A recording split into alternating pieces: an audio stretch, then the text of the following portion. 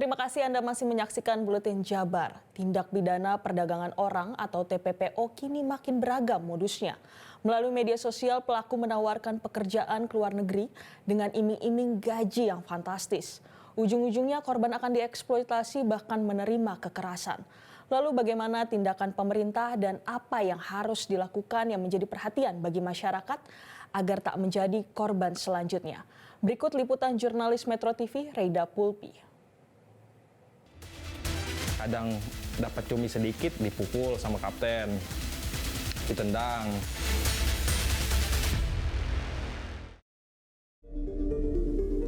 Tindak perdagangan orang atau TPPO kini kian marak terjadi di Indonesia. Bahkan untuk modusnya pun semakin mudah untuk ditemui masyarakat, yakni menawarkan pekerjaan secara online lewat media sosial.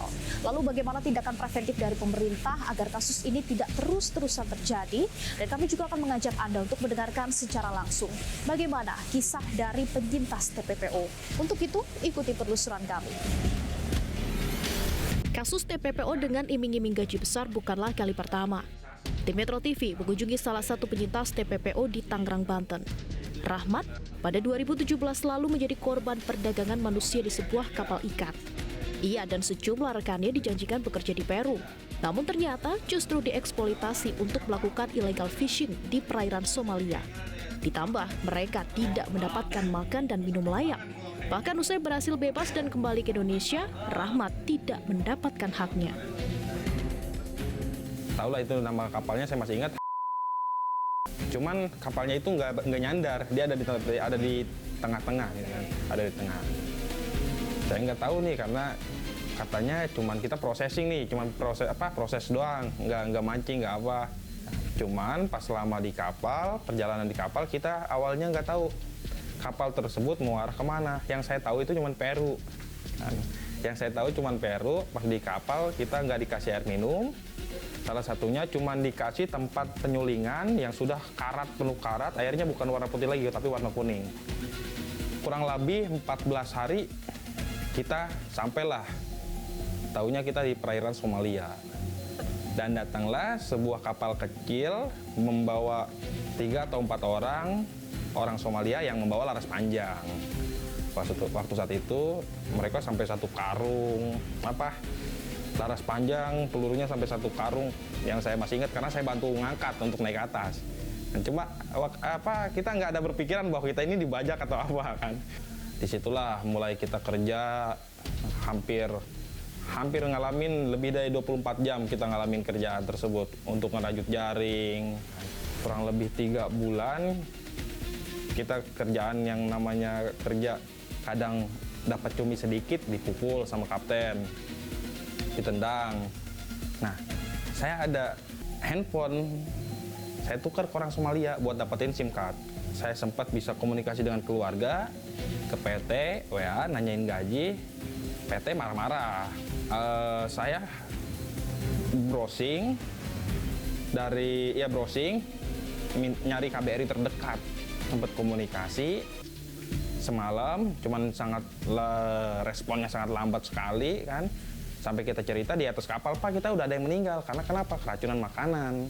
Saya minta bantuan keluarga dan membuat status di sosial media. Ada yang menyikapi waktu saat itu di salah satu serikat pergerakan pelaut Indonesia. Saya masih komunikasi apa yang terjadi di sana, kita videokan, gaji kami nggak dibayar Pak, ini kan selama perjanjian dalam PKL itu kan harusnya $400 per bulan, yang dikirimkan per 3 bulan. Tetapi pas bulan 7, saya yang marahnya itu, kenapa yang dikirimkan ini cuma $650? Itu total semuanya selama 7 bulan. Pulanglah, waktu saat itu saya pulang sampai Indonesia bulan 10 tanggal 13 2018. Yang saya sangat menyesali bahwa tingkat pemerintahan kita ini seakan-akan terlalu berpihak kepada pengusaha. Saya cabut kuasa karena nggak ada kejelasan. Saya minta bantuan serikat yang kemarin bisa mulangin saya buat surat kuasa. Dari situ mulai rame ancaman dari PT. Karena saya ngelaporin PT ke Polda, Kemenaker. Sampai di Kemenaker pun pihak PT itu nunjuk saya masih ingat. Tidak ada kejelasan. Yang sangat sayang sekali pihak pemerintah juga tidak bisa merespon cepat. Nah, tolong respon, PT-nya dibekukan asetnya sehingga kenapa bisa membayar para ABK. Itu yang kita sayangkan.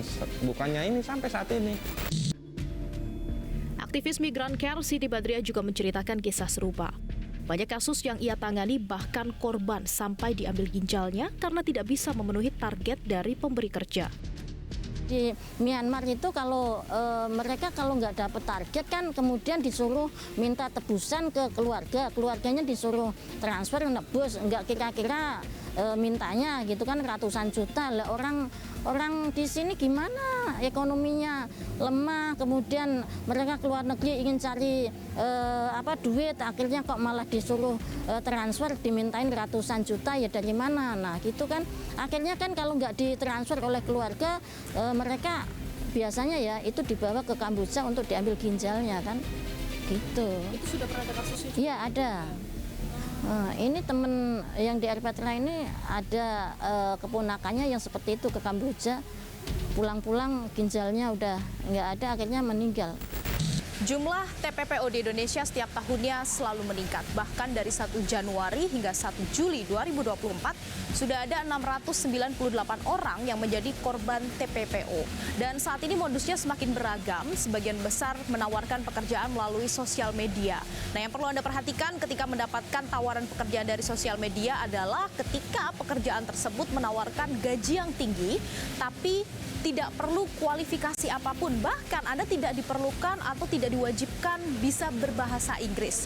Kemudian Anda tidak bisa mengecek kredibilitas dari perusahaan tersebut dan Anda ditawari untuk bekerja bebas visa. Nah, ini yang perlu menjadi perhatian pemirsa, karena jika Anda bekerja di negara-negara yang bebas visa ketika berwisata seperti di negara Asia Tenggara, ketika Anda bekerja di sana Anda tetap membutuhkan visa kerja. Nah, ketika Anda ditawarkan untuk tidak perlu mengurus visa, ini perlu menjadi perhatian. Anda bisa menjadi korban TPPO.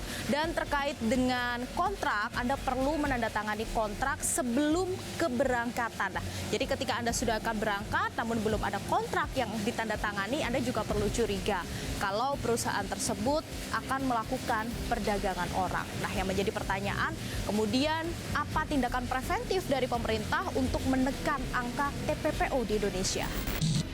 Sebagian besar korban tertarik karena iming-iming gaji yang besar dan syarat yang mudah, sebab di Indonesia cukup sulit mencari pekerjaan. Bahkan tak tanggung-tanggung. 11 dari 15 korban TPPO yang berhasil dipulangkan ke Indonesia justru kembali bekerja ke luar negeri di perusahaan sejenis. Akhir-akhir ini kan sebenarnya yang jadi korban itu bukan lagi teman-teman yang ini ya pendidikannya kurang ya, tapi yang sarjana begitu. Bahkan yang judi online, scammer itu bahkan ada yang hampir saja S3 begitu. Nah, kemudian perekrutan ini antar teman begitu. Nah, temannya yang sudah di sana untuk dia bebas itu harus mendatangkan 2 orang supaya mereka bebas. Dan saya lihat tawaran-tawaran ini, lowongan-lowongan ini mencantumkan juga beberapa itu mencantumkan logo dari Kemenaker begitu. Kami pun akan dengan senang hati kalau seandainya tadi para penyintas itu menyampaikan informasi terkait dengan informasi yang diterima oleh mereka yang itu menggunakan logo dari Kementerian Ketenagakerjaan. Mencegah TPPO menjadi tanggung jawab dan perlu kesadaran bersama. Meski sayangnya Badan Pelindungan Pekerja Migran Indonesia BP2MI belum menerima permintaan wawancara kami terkait hal ini.